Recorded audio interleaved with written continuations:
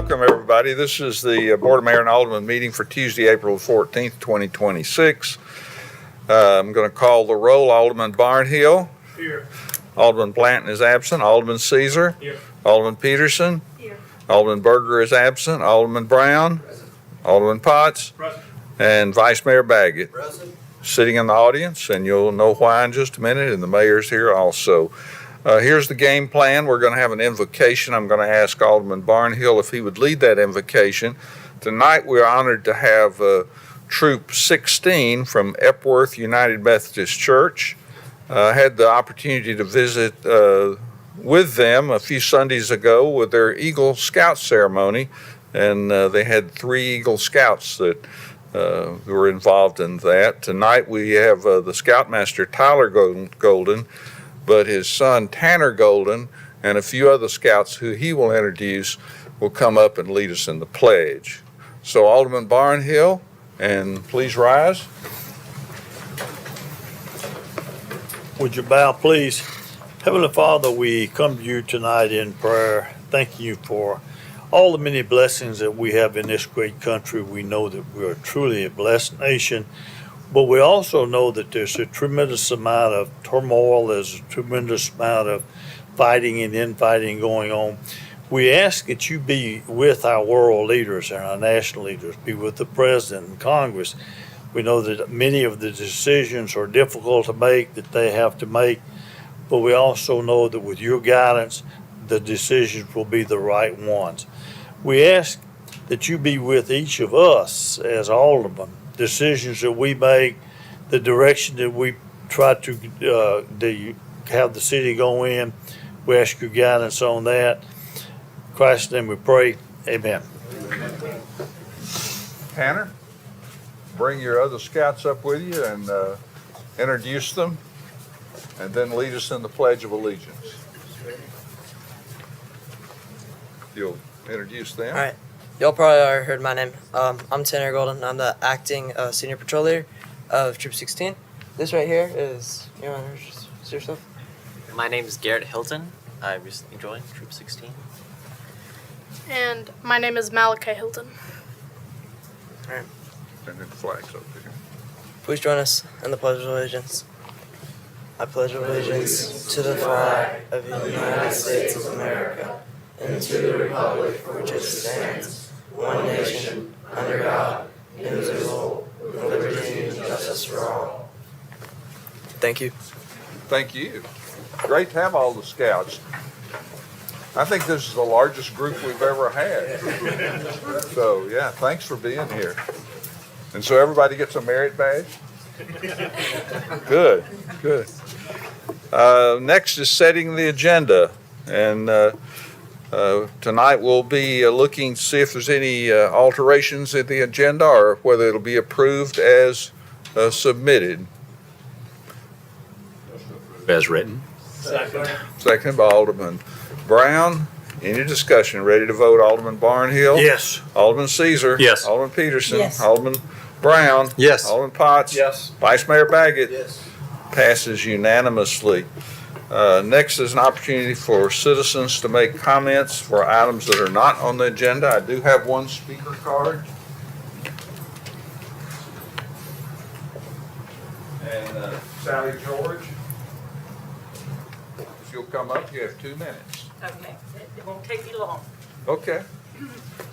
I attended a BOMA meeting over off Clovercroft Road at a church back about 6-8 months ago. And all I heard during that meeting was a lot of, there's too much building, there's not enough infrastructure. And there isn't, I kept hearing, we can't put a moratorium on building. Well, I think we can. There's no infrastructure for all this building that we're doing. We live off Wilson Pike near the one-lane underpass. And we have on Clovercroft Road, since we moved in 10 years ago, there have been 3 new churches, 3 new developments, another development coming in at Clovercroft and Oxford Glen. And all the farmlands for sale. So my concern is we need to do something about the infrastructure. I mean, these are little county roads. These are little country roads, and we're just building, building, building. So and it's not just Franklin, it's Brentwood, Nolensville's building a new West Haven. I mean, I can't imagine how we're going to accommodate all these people. So that's all I have to say, is I just think we need to do something about the infrastructure. Would you shoot me your email address? And I'll send you some things that may help you better understand Okay. some of this. Thank you. Okay, thank you for your comments. Next are communications from the Williamson County Commission. I didn't see anyone from the Williamson County Commission. So we'll go to approval of the minutes from the March 24th work session and Board of Mayor and Alderman meeting, and also March 31st, a special work session which deserves mentioning, where we, as a board, visited the new City Hall property and actually got to sit where the dais will be in the future. So I'll entertain a motion. So moved. Thank you, Alderman Brown. Second. There's a second by Alderman Barnhill. Any discussion? Seeing none, let's vote. Alderman Barnhill. Yes. Alderman Caesar. Yes. Alderman Peterson. Yes. Alderman Berger. I'm sorry, Alderman Brown. Yes. Alderman Potts. Yes. Alderman Baggett. Yes. Passes unanimously. We now have a couple of proclamations tonight. And the first one is Child Abuse Prevention Month. And I'll ask Davis House folks to come up and join me. I hate this post, don't you? So, whereas child abuse and neglect are serious and growing problems affecting more than 3 million of our nation's children annually, and whereas this societal malignancy called child abuse and neglect respects no racial, religious, class, or geographical boundaries, in fact, has been declared a national emergency. And whereas Davis House, Child Advocacy Center, the Department of Children's Services, local law enforcement, the District Attorney's Office, and juvenile courts strive to combat child abuse and neglect by coordinating services to children and their families in crisis. Whereas Williamson County will continue to support community-educated focused on prevention and early intervention and focus on the total prevention of child abuse and neglect, and is making significant progress in stopping this crime against our nation, our community's children and family, and now therefore be it resolved that I, Dr. Ken Moore, Mayor of the City of Franklin, hereby proclaim the entire month of April 2026 as Child Abuse Prevention Month in the City of Franklin, and urge all citizens to better understand, recognize, and respond to this grievous problem. And be it further resolved that we support and congratulate Davis House Child Advocacy Center and members of the Child Protective Investigative Team for their efforts to prevent child abuse and for helping children in our community who are impacted to heal and break the cycle of abuse. Carolyn, would you quickly describe the problem in all of our communities and give just a little color to what Davis House does and how important your work is? Thank you. Good evening. Thank you so much, first of all, that you are here and that you are wanting to learn more about Davis House. Really appreciate the opportunity to just briefly describe what Child Advocacy Center is the absolute only place, the only service that to Williamson County that addresses all sexual abuse allegations and severe physical abuse allegations. We're the only ones that do this. So in addition to the City of Franklin, and we're very appreciative of that support, it's also every other area in Williamson County, every other city. This past fiscal year, we served 346 new child clients. 346 new kids came into our doors and said, we want to talk about what happened to us. We don't want it to happen again. And we believe them. We take care of them. We put them in a child-friendly way, in a child-friendly location to be able to tell their story. If a Child Advocacy Center does not exist, then a child is having to tell their story of abuse on average 13 times. We work with law enforcement. We work with Department of Children's Services. We have them tell one story one time, and then we work with all of those individuals to make sure that we can provide justice, advocacy, and counseling. And so again, it's so important for us to, if you have opportunity for us to talk with groups or anything else about what we do, because there's a lot of people that don't know about Davis House or think that children live there. We are trying to focus on hope and healing and protection of children, and recognition of Child Abuse Prevention Month is a great way to do that. So thank you for allowing me to speak tonight. Yeah. Let's do a picture.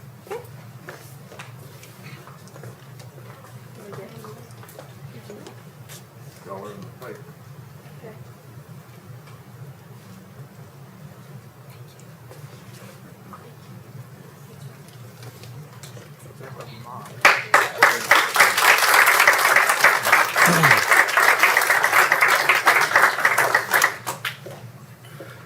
Next is, I'm going to ask Alderman, the Vice Mayor, Baggett, to bring up a group of folks. And thank you, Alderman Baggett, for bringing this to our attention. And this is a proclamation recognizing Steve Cassidy and the EOD Gear for being named the 2026 Tennessee Small Business Person of the Year. That's a big deal. Whereas the city of Franklin is home to a vibrant and growing small business community that contributes significantly to the city's economic vitality and quality of life, and whereas Steve Cassidy, founder and CEO of EOD Gear, has been named the 2026 Tennessee Small Business Person of the Year by the U.S. Small Business Administration, recognizing outstanding leadership, innovation, and impact, and whereas EOD Gear, headquartered in Franklin, Tennessee, is a service-disabled, veteran-owned small business specializing in advanced manufacturing and mission-official equipment supporting defense, public safety, and humanitarian operations. And whereas this recognition reflects exceptional achievement in entrepreneurship, manufacturing excellence, and service to both national defense and public safety communities, as well as meaningful contributions to the local economy. And whereas the success of EOD Gear highlights the importance of supporting small businesses that create high-quality jobs, invest in innovation, and represent the values of dedication, resilience, and service. And whereas the city of Franklin is committed to fostering an environment where small business can grow, thrive, and continue to make lasting contributions to the community. Now, therefore, be it resolved that I, Dr. Ken Moore, Mayor of the City of Franklin, and the Board of Mayor and Aldermen do hereby recognize and congratulate Steve Cassidy and EOD Gear on this extraordinary accomplishment. The city further expresses its support for small businesses throughout Franklin and affirms their critical role in driving economic growth, job creation, and community strength.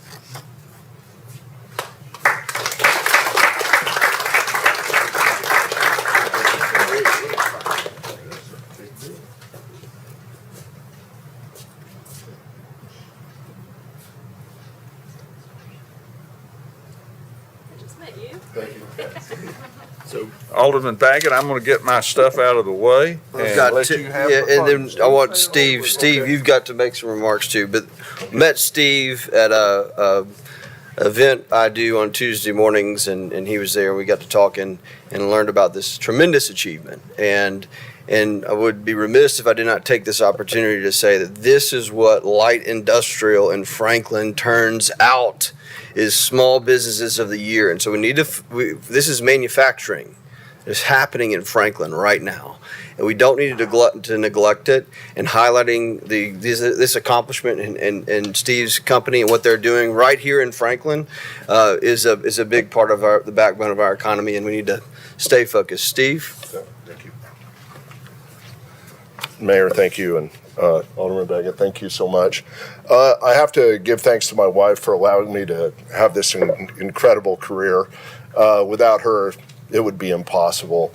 I also want to thank my staff, Josh, Kaylee, Jeremy, Dylan, Greg, Alan, Michael, and and Jacqueline. And I also want to thank Rick. He's my banker, who puts up the guardrails and lets me go. So, EOD Gear bridges the gap between academia and industry to rapid prototype, deliver to the end users, the warfighter, the tools that they need to do an incredibly difficult job. And being here in Franklin has been, such a great place to work. And I speak with people all over the world, and they're, in DC or Virginia Beach, and they're like, hey, why don't you move your business here? And I'm like, have you been to Franklin? And they're like, no. They're like, well, what's it like? And what it comes down to is the expectation of excellence. And that's because of y'all, because you give us a platform to operate a really strong business here. So I thank you for that. Mayor, thank you, and I appreciate it. Thank you.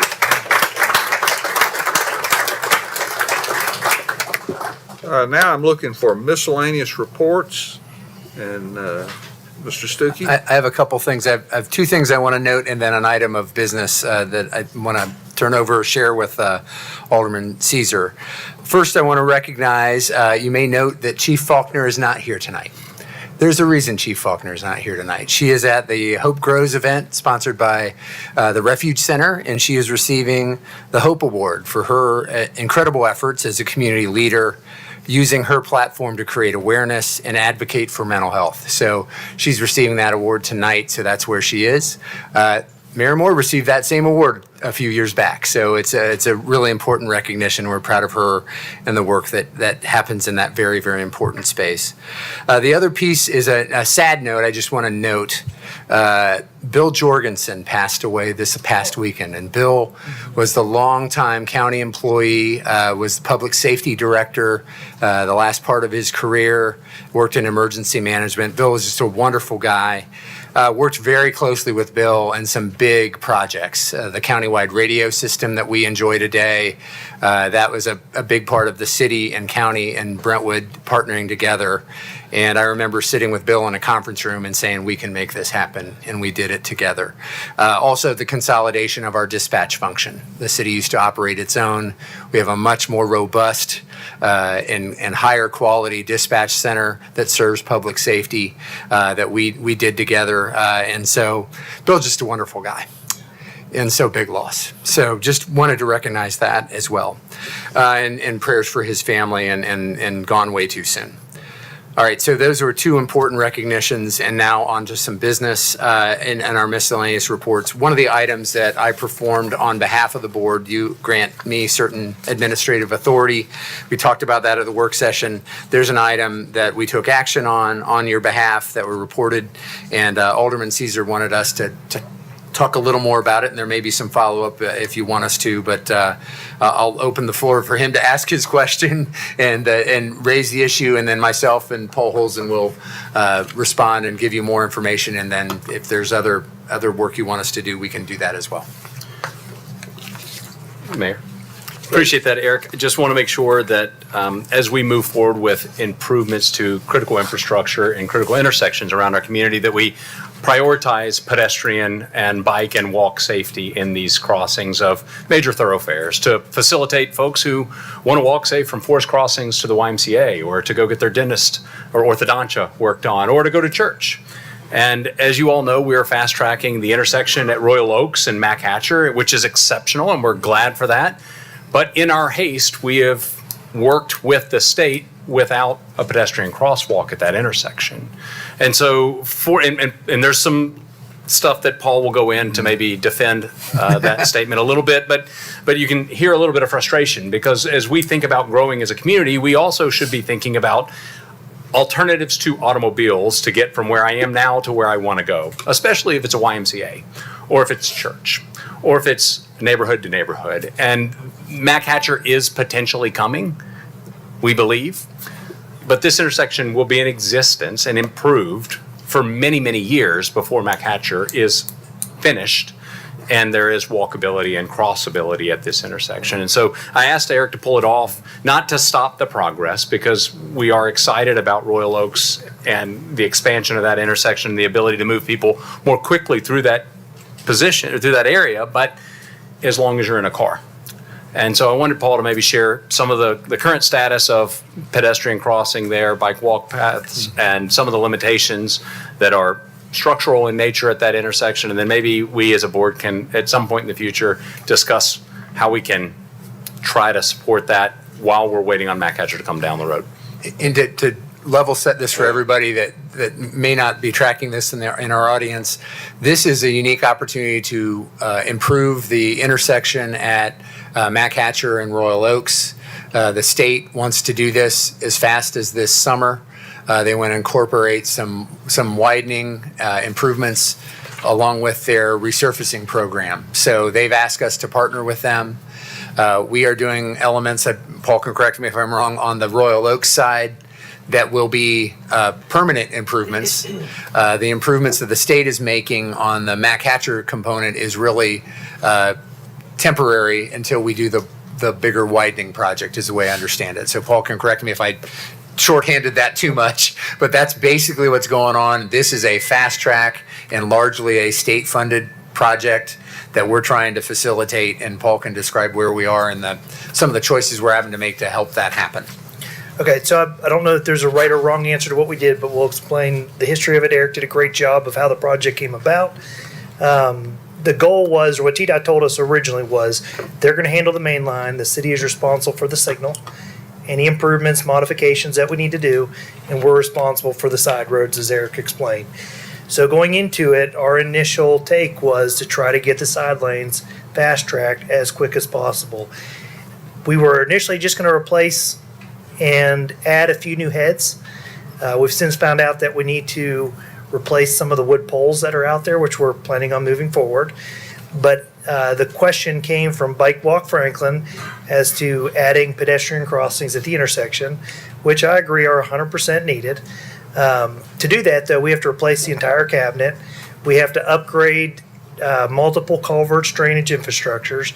And so what we were trying to do as a staff level was, it's starting to turn into scope creep, and was our direction to try to improve the intersection for pedestrian, or was it to upgrade it for traffic to provide short-term relief? And the way we looked at it was adding an additional $400,000 of money that would be totally thrown away when it gets widened was not the direction that we thought we heard or thought that we needed to go. And so therefore, we did not incorporate some of those pedestrian improvements. It would have been 100% on the city to pay for those, and every bit of it would have been thrown away. And so staff, when we scoped this, our direction to our consultant was, we want to do minimal improvements to that traffic signal. We want to get the lanes, maximize capacity, and get that done as quickly as possible. So where's the project at today? The design plans are done. We're preparing for bid. TDOT has actually already awarded the contract to Vulcan Materials. So again, we're continuing to push this to try to make two separate projects happen as one project, because a lot of their pavement markings rely on us getting done, and our pavement markings rely on them getting done as well. And so those two are really well aligned right now. The question becomes, if you want to add pedestrian facilities, we can certainly go back and look at it. I think that's a decision the board needs to make. We would do that as a separate project, and the estimate I'd throw out right now is around $300,000 to $400,000 of upgrades that are ultimately 100% throwaway when Mac Hatcher happens in 2032. So Paul, would this potentially create any delay in the project if we pursue the pedestrian piece, or can we do it truly separate? We would have to do it totally separate Okay. at this point. It would not delay, I would say. So do we not might delay have to what we're come doing. back in and do that work, have that work done. We'd have to rewire the entire signal cabinet, Okay. upgrade all the equipment, relocate the signal cabinet, and probably upgrade some of the drainage infrastructure to allow for landing pads and ADA ramps. And those were all improvements that we, in our mind, we thought was out of scope or not what the board was wanting to do. But we can certainly go back and revisit that as y'all. So the good news is it wouldn't prevent the work that's already scoped to happen. It would be an additional investment in one, we're pushing to have the project done sooner. One of our charges is to get things done so that if other projects fall through in the 10-year capital plan for TDOT, that we could move up. But right now it's at year 7. So you could say this is a investment to have that facility for 6 or 7 years by the time it's done. Yep. So that's just something to keep in mind. Yeah, I think just maybe to finish my comments, I know there's others who may have an opinion here, is 7 years is a pretty decent amount of time, especially as that intersection grows. And it may not be the worst idea in the world to get that intersection widened quickly while we work to provide pedestrian access. It'd be, in a perfect world, you would do them together. And in a perfect world, we would have, implemented this throughout the entire process. However, the state may not have ever funded this. They would not have funded The state may not have ever funded it. I want the people at home to understand Yes. this will be a cost to the citizens. This the is city of entirely a city, and it would have been all along, I think. Yes. So that's my time. Alderman Potts, you wanted to make a comment? Yes, sir. And since this is in my ward, and I appreciate Alderman Caesar bringing this forward, I actually spoke with Bike Walk Franklin today as well. This was something that I had actually brought forward previously and we had discussed. And what you said is accurate based on what you had shared earlier in the statement was you were concerned with the scope creep. We weren't sure if it could be an independent project. Knowing now that it can be an independent project and we can come back and it may be $300,000 or $400,000, but I think that is worth the investment because even though you're saying it may be throwaway in 7 to 8 years, if things stay on target, I think it's worth the investment to provide that connectivity that's needed right now. And so I'm going to ask us to come back and actually look and do that design work and bring that to us. And Eric, this may move us into making it a CIP project, or maybe it's. You don't want to do that. Or it's, I don't, that's why I'm asking right now. You is need to do this in the year. So, Yeah. so we need to go ahead and get it designed and see what we can do because connectivity between Forest Crossing, the other neighborhoods that move to the east, and then connecting into the YMCA as well as moving up into the church, I think are good, and it should all align with where we want to be. So, as the ward alderman for that area, I appreciate the fact that Alderman Caesar's behind it. I hope others will be. I think we definitely need to move it forward. Let us bring it back to you so Yes. you can make a decision related to that. We'll work through what that might look like, timing, and maybe a little more complete estimate of cost, and maybe a little more dialogue with TDOT to make sure we are on the same page. The last thing we want to do is lose time on the road improvements. We want to try to do both, is what I'm hearing. And we'll try to give you an option to do that. But I think it will be entirely at the city's, it'll be on our dime. Yes. Thank you. Okay, let's go to anybody else have anything? Consent agenda. All items under the consent agenda are deemed to not be non-controversial and routine in nature by the governing body. They will be approved as recommended by committee or staff by one motion of the governing body. We're looking at items 7 through 23. I'd entertain a motion. Motion to approve. Thank you. Seconded by Alderman Potts. Any discussion? Ready to vote? Alderman Barnhill. Yes. Alderman Caesar. Yes. Alderman Peterson. Yes. Alderman Brown. Yes. Alderman Potts. Yes. Vice Mayor Baggett. Yes. Passes unanimously. We'll now go to item number 6, consideration of ordinance 2025-54, an ordinance to rezone 202.6 acres to revise the Hillside Hillcrest Overlay District boundaries for the property located south of Machatcher Memorial Parkway and east of Franklin Road at 354 Franklin Road. Establish a public hearing on May the 12th, 2026. I do have one speaker. I didn't know if Drake wanted to come back and say anything. No, he does not. So I'll entertain a motion. Mayor, I move to approve. Appropriate motion. Is there a second? Second. Second by the Vice Mayor. Any discussion? Yes, sir. Alderman Potts. So during work session, for those that weren't here, you may want to go back and watch. We had a number of aldermen who actually spoke to the concern that they had. And this is on the fourth item on the fourth attachment that is within this package. And it shows what we're calling the HHO revision line 2, and it's in red, and I believe it's being brought up on the screen right now. I have concern with moving the HOA line or HHO line, and I heard others also expressing the concern about what could potentially be built in that area if we do move the line. And we heard the representative for the proposed, or for the developer who recommended this, and I'm concerned that if we move the line now, that we can open up ourselves to something that we don't want there. And I know that ultimately down the road, the proposed development, you could vote on that. But I think by leaving the HHO line where it is in blue, as you can see there on the screen, there at the intersection of Cool Springs Boulevard and Mac Hatcher, that you're protecting that side of the hill and that portion of Roper's Knob. So I'm actually going to make an amendment to this now to remove the HHO revision line number 2 from the agenda item.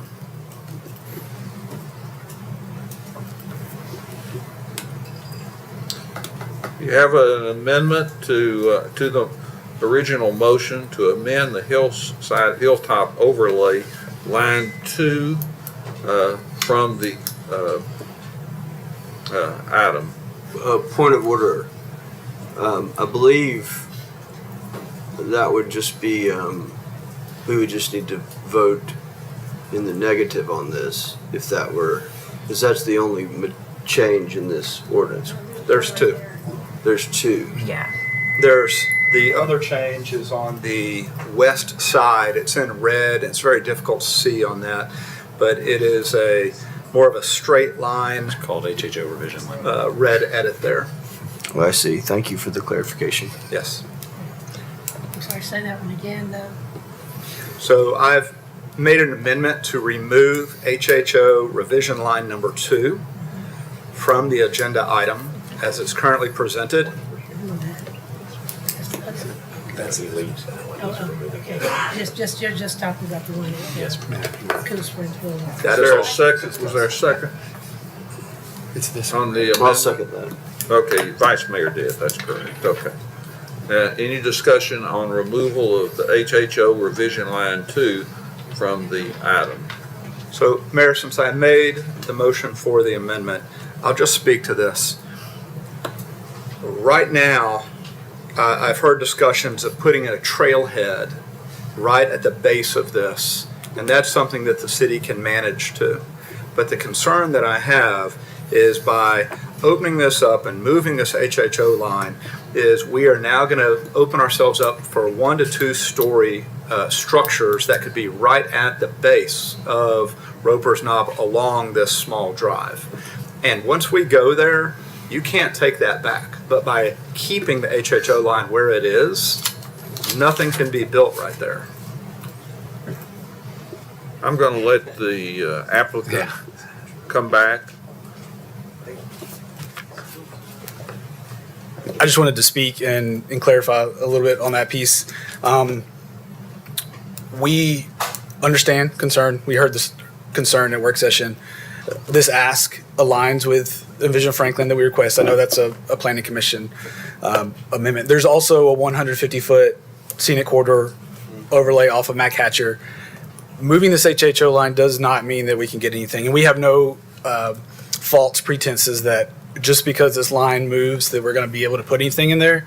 Our request is simply to, based on the amount of site analysis we've done, the votes from Planning Commission, Historic Zoning Commission, that this line follows a more direct representation of what the zoning ordinance requires in terms of the HHO and its determination of the line.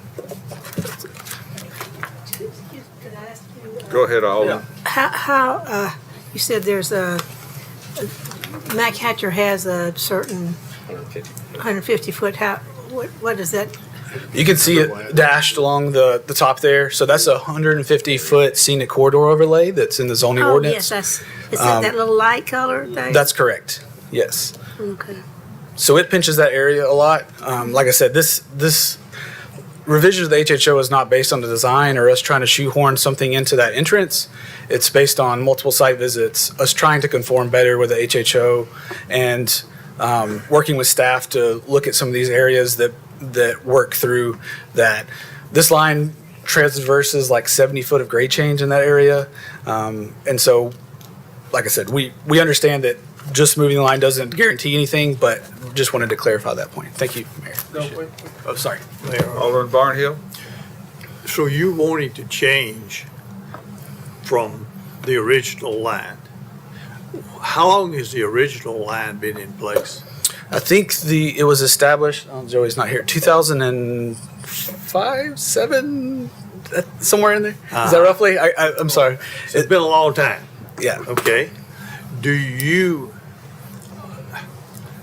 How was it established? Who established it?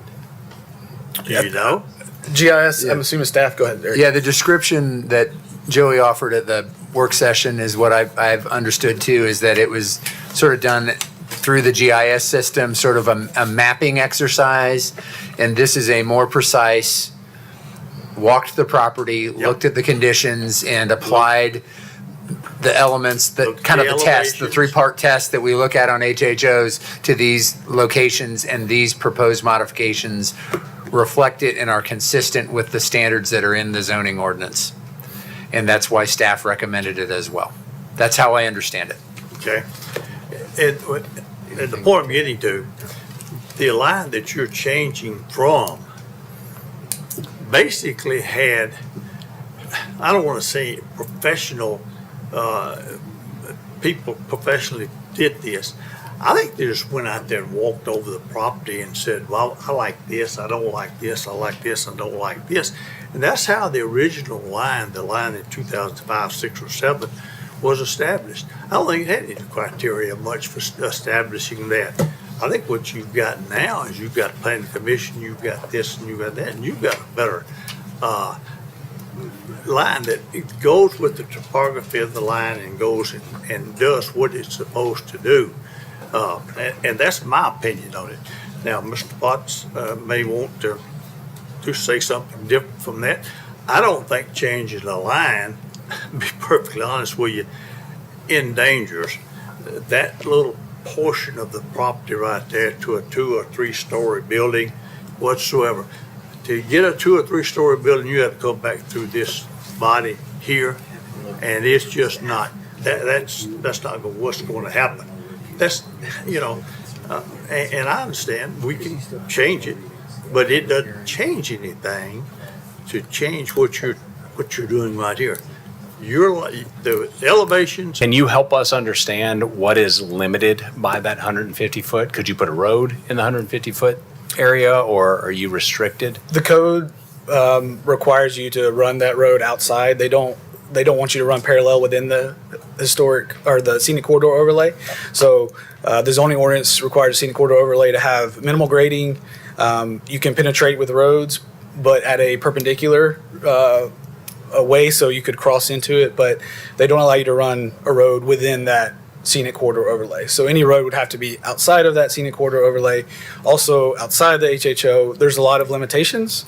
And when we started this, to the point of, it's not to shoehorn something in there. We have no design for that area. It's going to stay estate residential per this rezoning. We were just following the line and trying to do on-site analysis, and those were the areas that came up as areas that were that didn't seem to fit that 3-part test, as Eric stated. And as I look at it with the dotted line and the restrictions that are on that, you essentially can't access the property, or you're very restricted in being able to put a road to access the property, much less a building, if you can't put roads in the 150, or am I wrong? Somebody tell me that that's not accurate. Eric, your microphone came on. I don't know for sure. I apologize. We don't have planning staff present right now. We've had some issues today for folks in terms of availability. And I have not served as planning staff to a meeting since 1992. So I just want to say I'm out of my depth on telling you that. So we can certainly get you a more specific review and response related to the concerns we've heard tonight. You have 2 more shots at this. You have a public hearing May 12th, and then a third and final reading, the second meeting in May. So between now and then, we can get you that information or provide it at the next meeting if you want to more thoroughly understand this specific component. We can provide I think that for me, Eric, I would want to understand what the limitations are within that 150-foot boundary. Yes. Before I could vote against pulling this off. I'd rather us get more insight before I would support pulling it off. Okay, you want to speak to the amendment? Not to the amendment. Okay. Anybody else want to speak to the amendment? Ready to vote on the amendment? The amendment is to amend the HAO revision line 2, to remove it, yes. Justin? Alderman Barnhill, No. Alderman Caesar, No. Alderman Peterson, No. Alderman Brown, No. Alderman Potts, Yes. Vice Mayor Baggett. Yes. Motion fails, the amendment fails 4-2. We'll go back to the original motion. Is there, Vice Mayor, you're recognized. What, and this is a question for the applicant, if I might ask. Sure, go ahead. I get back to my work session comments, and maybe this is for the next meeting that this comes back, because that'll be the public hearing, but the zoning isn't, the base zoning doesn't align with Envision Franklin either. Now, so it's, you know, again, I go back to like, we're changing the hillside overlay. The base zoning is residential, estate residential, 2 acres per lot. Envision Franklin is neighborhood green, which is more extensive than Rural reserve. rural reserve, excuse me. But that's more than what the base zoning would allow. And so, while that gives me some level of comfort that, you know, the zoning is staying, but it still doesn't align with Envision Franklin. So I still think more is going on here that we'd like to be informed of. I'd love to make this decision in tandem with the development opportunity. I would love to sit here and say, someone to say, Envision Franklin says we can do this, and here's what we're going to do, and please, and that would be ideal. I'll vote yes on this to move on to the next one, but I think there's still a lot of questions, and I'm curious with the public. When I ran 4 years ago, this was a big, people didn't want it, and so I don't know what the public's, if they're going to come out or not, but I do appreciate Alderman Barnhill's comments that Planning Commission and Historic have both looked at this, and staff, and they recommend it, and so that carries a lot of weight, but I still think, you know, I don't guess it matters, but the rationale isn't really adding up, but that is not what we have before us. It's just the vote to move the hillside overlay. Alderman Potts. Thank you, sir. The amendment may have failed. Eric and I he was just sharing that we don't have staff here who can provide their level of expertise to address the questions that I was asking or Alderman Caesar was asking. That's no disrespect to anyone here in the room. But Eric said we do need those couple of individuals here, and he's going to have those individuals at the next meeting. So when this does come back up, this should be, great clarity should be provided to this board on what is available, what's restricted, and what we really think the future is for this small little parcel right here. So I'm just going to challenge us to do that, and I'm reserving the right that I may even bring the amendment back again once we have that information. So I appreciate that staff will be here at the next meeting for that. Thank you. Ready to vote? On the original motion, Alderman Barnhill. Yes. Alderman Caesar. Yes. Alderman Peterson. Yes. Alderman Brown. Yes. Alderman Potts. No. And Vice Mayor Baggett. Yes. Passes 6-1. I'm sorry, yeah. No, 5-1, I'm sorry. Are there any other business to come before this body? If not, I'll entertain a motion. Move to adjourn. Second. All in favor, say aye. Aye.